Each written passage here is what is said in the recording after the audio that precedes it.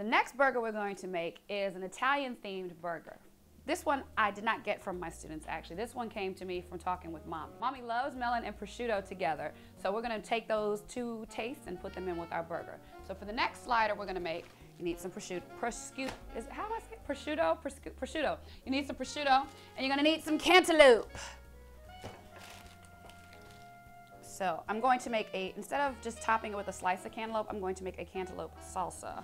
My fruit sauces are basically the same, and all I do to change them up is I change out whatever the fruit is. So before I get started on that, I'm going to get the burger ready by wrapping it in, let me see, take a couple of sliders. Couple little sliders. Oh, que lindo. Look how cute they are. Look at the little burgers. The little burgers are so sweet. So I'm going to take a couple pieces of prosciutto. I'm going to wrap the sliders in the prosciutto and then run them in the oven so they get a little crisp.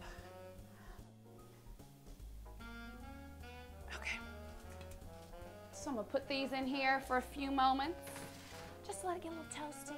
Just to toast it up a little bit. Make sure it's diced into small enough pieces because you are making this for a slider. If you're making this for a larger burger, then by all means you can have larger slices of cantaloupe in there. All right, so I'm just going to chop up the green onion, a little bit of the hot pepper,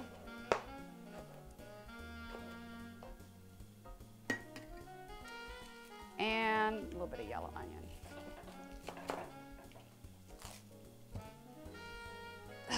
Of course, this will be a lapse of time.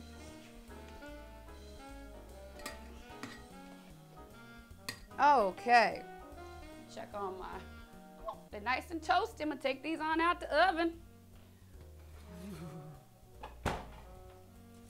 Ooh, stay, sit, be good, good. All right, so I'm gonna stir this up a little bit.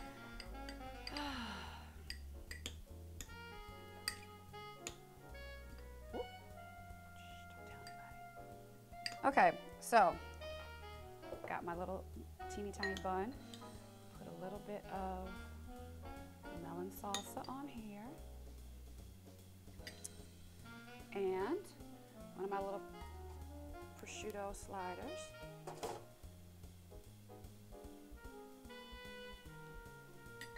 And another delightful little burger.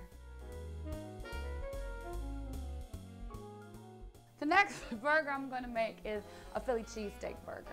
Now, purists are going to scoff because I'm sorry, I cannot put cheese whiz on it. I do not feel like a proper foodie. And I know you might be saying, but you're cooking with American cheese. It's just something about buying the cheese and making the sound while I can't do it. I can't. I'm sorry. So for the Philly cheesesteak burger, you're going to need a couple of mushrooms, not too many, not too few. I'm going to get my skillet going, warming it up. Ooh. Medium high, using my Treasures of Tuscany olive oil. And you may notice that on the table I have a bag of bell peppers. I've found that mostly south of DC and further south, you can buy sliced up peppers like this in the freezer section, so it stays better than actually having to have a whole bunch of peppers, because I cook with peppers all the time. So if you want to have peppers on stock, you should get the frozen ones, or you can just buy them. I get the big bag of peppers sometimes, slice them up myself and put them in the freezer. So when you find this, it might be called a seasoning blend. This one is actually called a mélange à trois, but you know, hey, whatever it is, whatever it is. I don't cut this part of the onion because it always makes me cry. That's the root of the onion. If you slice everything but that, you'll have a tendency not to be a bawling mess in your kitchen. I'm going to slice it kind of thin because I'm putting this on a sandwich. Even though I love onions to death, oftentimes company does not love onions to death. Drop my onions in here first. Oh, there it is. There's the sizzle. Drop a couple peppers. All right, I'm gonna add the mushrooms now that I've softened up my peppers and my onions. Now that my bun's all toasted, we're gonna start to assemble this delightful sandwich. Got my provolone. I'm gonna put my provolone right here on the toasted bun so it'll start to make it all delightful. Oh, take a little bit of my onion mixture. You don't want to cook it down too much because you want it to stay colorful and vibrant. I'm spilling all over the plate. I hope this is going to close. I have a tendency to overstuff my sandwiches, but you know, life goes on. 1, 2.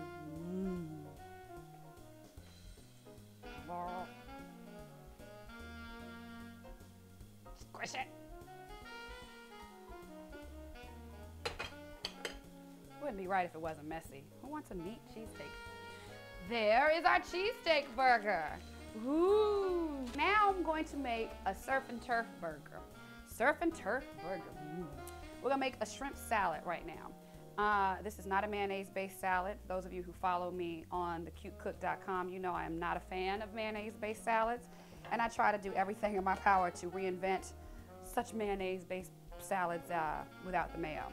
So first thing I'm gonna do is you're gonna need some celery, you're gonna need some onions, you're gonna need some shrimp, which I have over here steaming in some water, and about a tablespoon, no, that's a bit much, about 2 teaspoons of Old Bay seasoning. Old Bay is the best on seafood. If you don't know about Old Bay, you better ask somebody. You better ask somebody. And I know I'm not supposed to be plugging anybody else's stuff, but Old Bay is worth plugging. You can't have steamed seafood without Old Bay.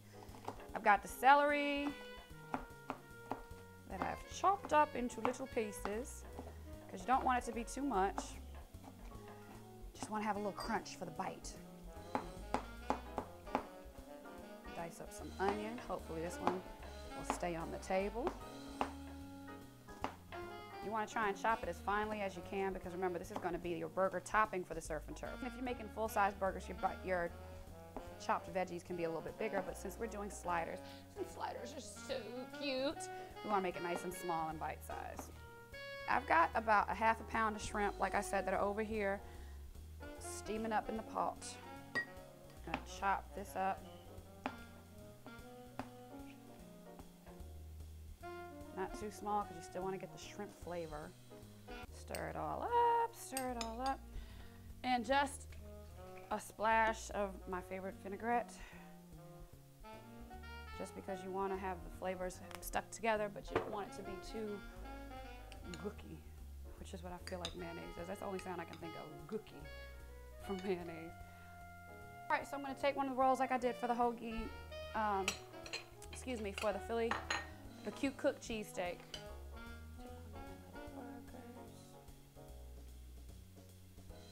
Take a whopping tablespoon of your shrimp salad.